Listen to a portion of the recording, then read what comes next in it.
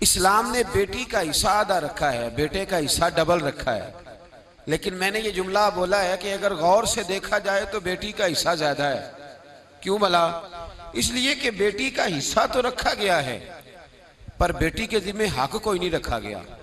बेटी जब तक बेटी होगी तब तक बाप की जिम्मेदारी है, और जब वो बीवी होगी फिर वो शौहर की जिम्मेदारी है, और जब वो माँ होगी फिर वो बेटों की जिम्मेदारी है। उसकी जिम्मे कोई चीज नहीं लगाई गई। इस पर जरूर तवज्जो करनी है आप हजरात। औरत के जिम्मे कोई चीज देखे ना, नान नफका शरीयत में खामद की जिम्मेदारी है। रहने को मकान देगा, पहनने को कपड़ा देगा, औरत की जरूरियात का ख्याल रखेगा। ड्यूटी किसकी? खामद की। और जब उससे कबल वो अपने बाप के घर में थी तो ड्यूटी किसकी थी?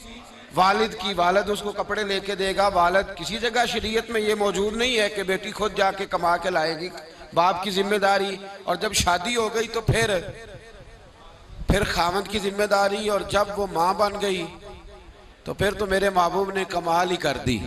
फरमाया बेटा जब जन्नत ढूंढने निकलेगा तो उसे मिले ही माँ के कदमों के नीचे। तो बात ही खत्म हो गई। फिर वो जिम्मेदारी। एक सहाबी ने कहा या रसूल अल्लाह सल्लल्लाहु तआला अलैहि वसल्लम, मेरा सबसे कीमती पैसा कौन सा है जो मैं खर्च करूं तो मुझे सबसे ज्यादा अजर मिले? तो महबूब ने फरमाया जो तो अपने माँ बाप पे खर्च करेगा अल्लाह उसका अजर तुझे सबसे ज्यादा अता फरमाएगा। तो औरत की कोई जिम्मेदारी, लेकिन उसका हिस्सा शरीयत ने फिर भी और देखें कई जगहों पे रखा है। अगर बीवी है तो 8वां हिस्सा है। खामन की जायदाद में बीवी हिस्सेदार है, माँ है, तो बाज मसाइल में बाज औकात छठा हिस्सा माँ बाप का भी मौजूद है। और बेटी है तो 1/3 हिस्सा उसका भी मौजूद है। तो हिस्सा बीवी का हर जगह पे है। वसीयत माँ भी जायदाद में बेटे की जायदाद में हिस्सा है, वसीयत बीवी के खामन की जायदाद में भी हिस्सा है, और वसीयत बेटी के बाप की जायदाद में भी उसका हिस्सा उसका है, पर उसकी जिम्मेदारी।